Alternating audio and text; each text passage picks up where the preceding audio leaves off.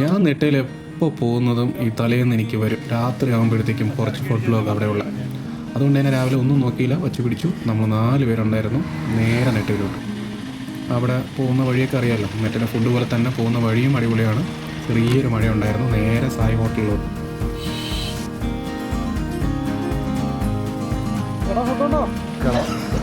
നിങ്ങൾ നേരെ opposite park ചെയ്ത് എങ്കിൽ അവിടുത്തെ പുള്ളി വന്നിട്ട് പാർക്കിംഗ് മതി. മഴ ആയതുകൊണ്ട് ആദ്യം അവിടെ ഇരിക്കേണ്ടെന്നൊക്കെ പറഞ്ഞെങ്കിലും പിന്നെ പറഞ്ഞ് കൺവിൻസ് ചെയ്യിപ്പിച്ചെടുത്തു.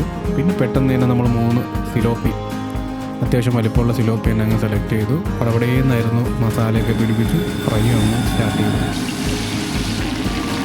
പിന്നെ ഈ ഒരു ആംബിയൻസ് ഉണ്ടല്ലോ, ആ ഒരു ആംബിയൻസിൽ ഒരുമിച്ചിരുന്ന് നമ്മളറിയാനുള്ള കുറച്ച് സുഹൃത്തുക്കളൊക്കെ ആയിട്ടിരുന്ന് കഴിക്കുമ്പോഴുള്ളൊരു ഫീലെന്ന് വെച്ചാൽ അതൊരിക്കലും നമുക്ക് പറഞ്ഞ് അറിയിപ്പിക്കാൻ പറ്റില്ല. അത് എക്സ്പീരിയൻസ് ചെയ്ത് തന്നെ അറിയണം.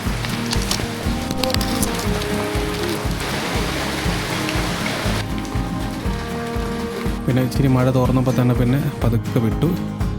അപ്പോൾ ഇതാണ് തലേ ദിവസത്തെ ഫുഡ് ബ്ലോഗിൻ്റെ ഒരു എഫക്റ്റ്.